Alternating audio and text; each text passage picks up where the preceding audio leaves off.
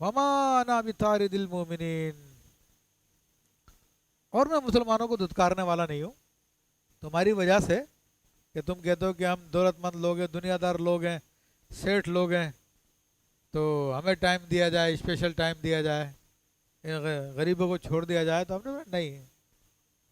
मैं तुम्हारी वजह से मोमिनों को नहीं छोड़ूंगा मैं। ठीक है, तो ये तरीकाकार होता है। आमतौर पर शैतान जो है इसमें मुबतला कर देता है लोगों को कि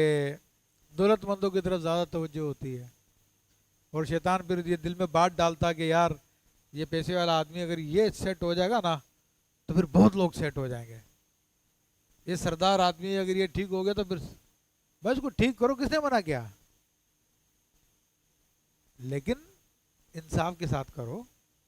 जो तुम्हारे सच्चे पैरोकार है, तुम्हारे मानने वाले हैं, उनको भी उतना टाइम दो जितना टाइम उसको दे रहे हो आप। वरना हमने तो ये देखा कि पीर साहबों के बारगाह में जो है गरीब मुरीद सारी रात मुर्शिद मुर्शिद गली में पड़े हुए पुकार रहे हैं, चिल्ला रहे हैं, ये पीर साहब के अभी सोने का टाइम है, अभी जागने का टाइम है, ये इनके वज़ाइफ का टाइम है, ये उनके आराम का टाइम है, फलां असरार आप भी आगे आ जाओ। तो इस किस्म की बातें जो है वो सुनने में मिलती है, और गरीब मुरीद जो है वो पड़ा होता गली के अंदर, उसके मुकाबले में कोई दौलतमंद आ जाए तो रात में आए दिन में आए जिस टाइम में आए दरवाजे खुले हुए हैं, कोई मसला ही नहीं है। समझ रहे बात आप? तो ये सब शैतानी तरीक़ेकार है, शैतान के वार है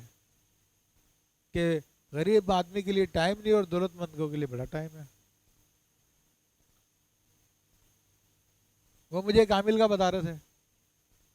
कि जनाब वो आमिल ने टाइम दिया लोगों को शाम को, भाई इस टाइम से लेके इस टाइम तक मेरे पास आओ, मैं तुम्हारा इलाज करूंगा। इलाज कर रहा था, अचानक कोई पार्टी आ गई बड़ी पैसों वाली, उन्होंने कहा कि हजरत अभी चलना फौरन हमारे साथ। तो वो तो चूंकि दुनिया के लिए काम करते हैं, सारे के सारे पैसे कमाने के लिए काम करते हैं, तो सारे जो सारे लोग बेचारे जो आए हुए थे गरीब मरीज, उनको छोड़ा, उनके साथ निकल गया कि हजरत को अचानक मसरूफियत हो गई है, अब बाद में आ जाना। अब ये मामलात होते हैं, ये दुनियादारी के मामलात हैं। तो आप फरमाते हैं कि मोमिन को तुम्हारी वजह से नहीं छोड़ूंगा मैं, इन अना इल्ला नज़ीर मुबीन, मैं तो सिर्फ डर सुनाने वाला हूँ, यानी उनको भी और तुमको भी अल्लाह का डर सुनाने वाला हूँ मैं, तुमसे स्पेशल दोस्तियाँ लगा लूँ ये नहीं है। क़ालू लइन लम तंतही या नूह लतकूनन्न मिनल मरजूमीन, तो बोले नूह अगर तुम बाज ना आए तो ज़रूर संगसार किए जाओगे, यानी अगर तुमने अभी तबलीग नहीं छोड़ी और हमारे कहने के मुताबिक नहीं चले, ठीक है ना, तो फिर तुम्हें इतने पत्थर मारेंगे तुम शहीद हो जाओगे,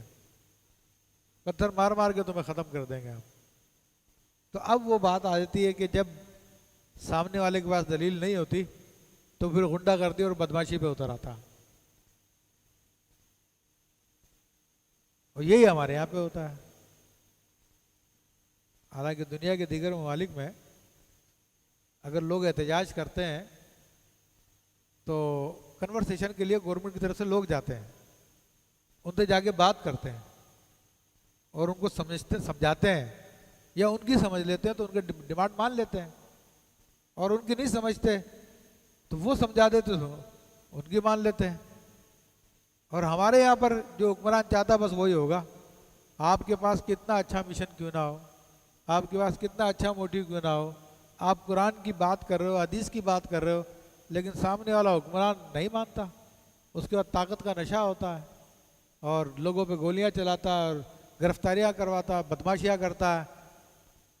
और फिर अल्लाह ताला दुनिया में दिखा देता है, दुनिया में दिखाता है, गद्दी भी छिन जाती है रातों रात, हुकूमत भी ख़त्म हो जाती है, और जिस तरह से नबी के आशिकों को उसने रुस्वा करने की कोशिश की थी उससे ज़्यादा बढ़कर वो रुस्वा किया जाता है आपके सामने। सारे के सारे रातों रात हुकूमत ख़त्म, जेलों के अंदर बंद पड़े हुए हैं, डंडे खा रहे हैं,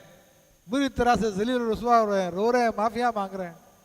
अच्छा तुम्हें तो उस वक्त हया नहीं आई कि जब नबी के दीवानों पे तुमने गोलियां चलवाई थी, تم نے فورس چھوڑی تھی ان کے اوپر، ان پہ مقدمات تم لوگوں نے بنائے تھے، اس وقت تمہیں شرم نہیں آئی؟ اب کہتے ہیں مجھ پہ جھوٹے مقدمات بنا دیے گئے ہیں، میرے خلاف غلط باتیں ہو رہی ہیں، یہ ہو رہی ہے، وہ ہو رہی ہیں، تو جیسی کرنی ویسی بھرنی، تو یہ دنیا میں اور آخرت میں الگ ملے گی۔ ہاں یہ تو تھوڑا سا، بہت کچھ ہے باقی۔ تو اب یہ لوگ دادا گیری پہ آ گئے نوح علیہ السلام سے کہ اگر تم ہماری بات نہیں مانو گے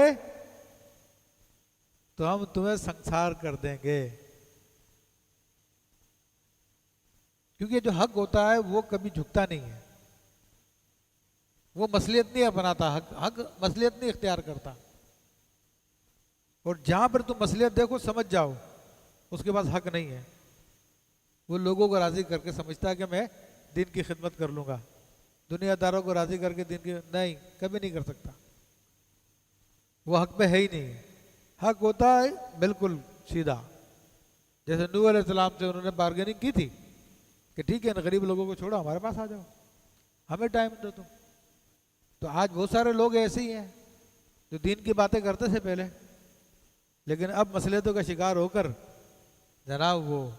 حکومتی عہدیداروں سے پینگے بڑھا رہے ہیں، تعلقات قائم کر رہے ہیں، کیونکہ ان کا مقصد پیسہ ہو گیا